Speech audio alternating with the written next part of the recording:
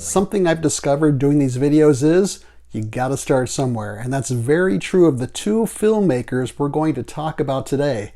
This is the Kazdoy Closet. I'm Kazdoy. This is my closet full of all the stuff that I love, and today, the first feature films by two directors who went on to great success. Let's check it out. First film I want to talk about today is Dementia 13. This is from 1963. It's only 70 minutes long. It's in beautiful black and white. This is the first feature film directed by Francis Ford Coppola. We all know who that is. Godfather, Godfather 2, Apocalypse Now, etc., etc. And he was a sound editor for a film that Roger Corman was making in Ireland. Roger Corman, of course, being the famous producer and director who gave so many great directors their start. I'm going to do an episode on him at some other point. And so he talked Corman into letting him direct his first feature film. Corman agreed.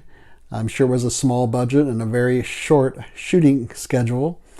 And Corman watched the final product and hated it and had it totally recut.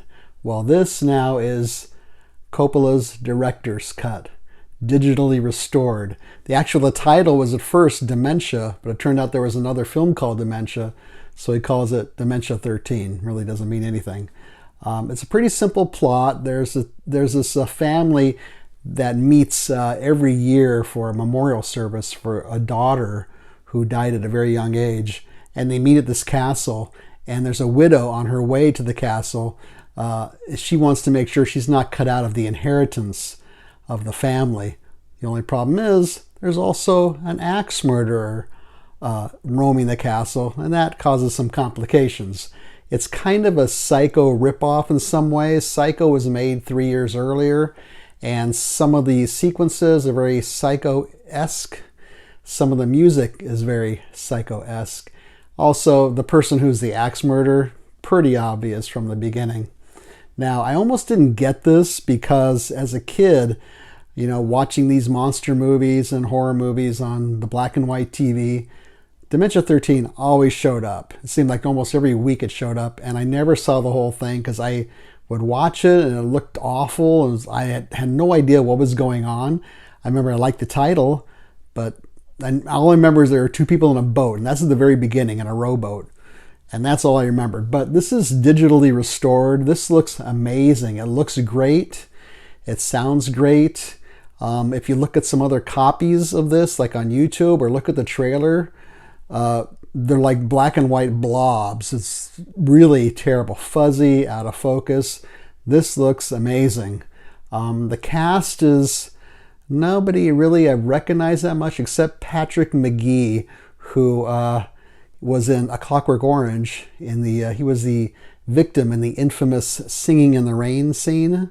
So if you're familiar with that film, you know who that is. So I'm going to give this one 3.5 castles out of 5, mainly for the mood, for the imagery, the cinematography, the music.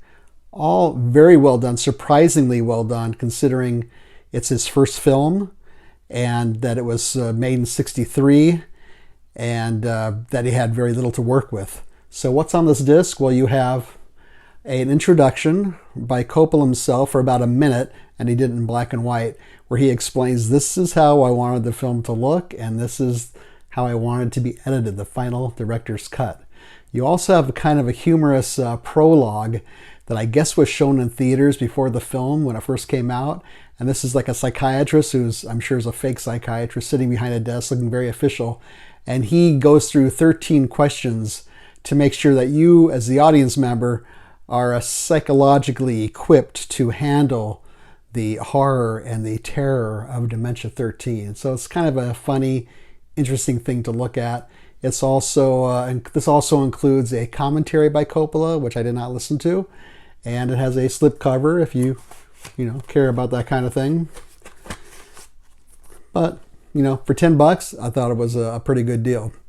Where can you see this? I haven't seen it streaming anywhere. Like I said, if you see it on YouTube or if you get it from your library, if it's an old copy that wasn't digitally restored, it's going to look terrible and you're probably not going to want to watch it.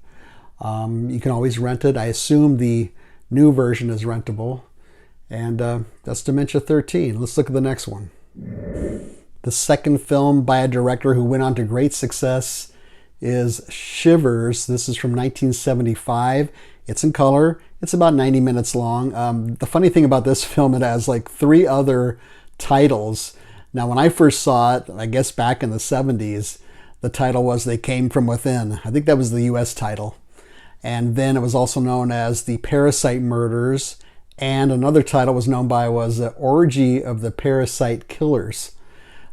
This is from David Cronenberg. I'm a big David Cronenberg fan. I'll probably do an episode on him at some point. He's mainly known as a horror director. He's not quite the household name that Coppola is, but he definitely has a very devoted following. This was a 15-day shoot. He was a total novice, as he explains in the interview in here that I'll talk about. He had no idea how to make a feature film. He made a couple short films before, and he didn't know what anybody's job was, what he was supposed to say to them. Fortunately, he had a couple of mentors there that helped him along to make this film. So what's this Shivers about? Well, there's an apartment building called the Starliner Apartments in an island off of Montreal. And this one doctor had been doing experiments on this young lady in one of the apartments, and to make a parasite that's supposed to regenerate bad organs in your body. Well, the experiment goes awry. And whenever somebody encounters this young lady, they get a parasite from her that turns them into sex maniacs.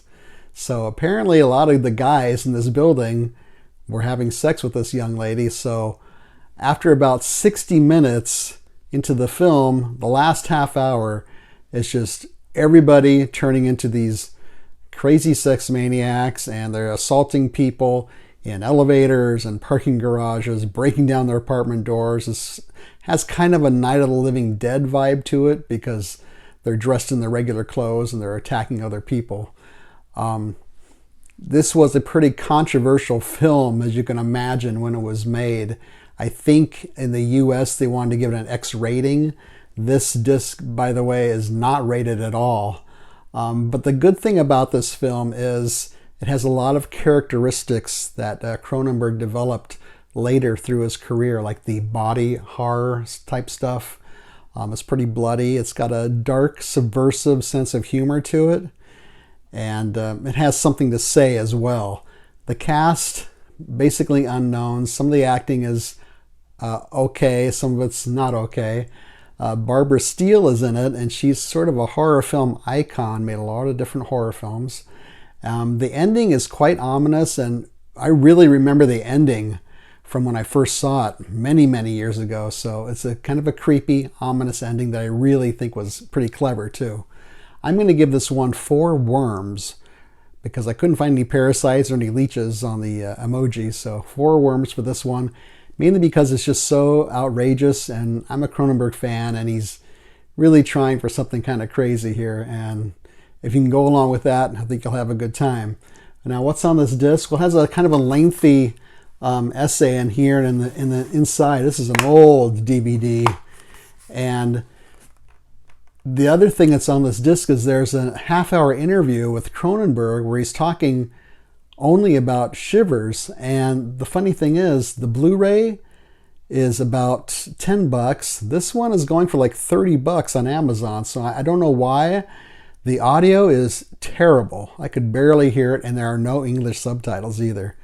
The visuals, it looks okay. It's kind of washed out. It's all right.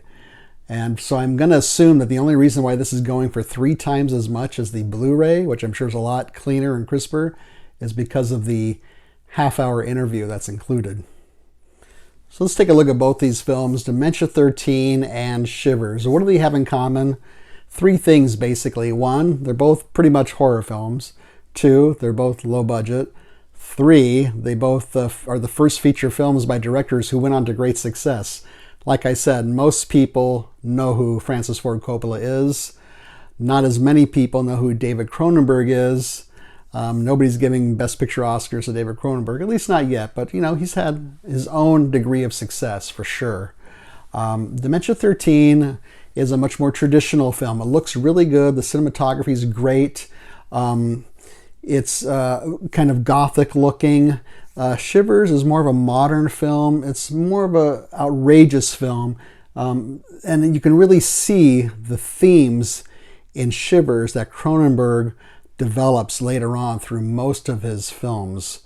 It also has something to say about consumerism and about the free love movement of the 60s and 70s, sort of like the dark side of that.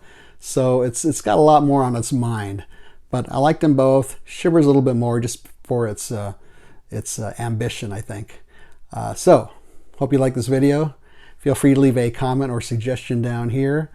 Leave a thumbs up. Don't leave a thumbs down. Subscribe would be great. Share this with your friends and neighbors. Otherwise, thank you for watching. See you next time.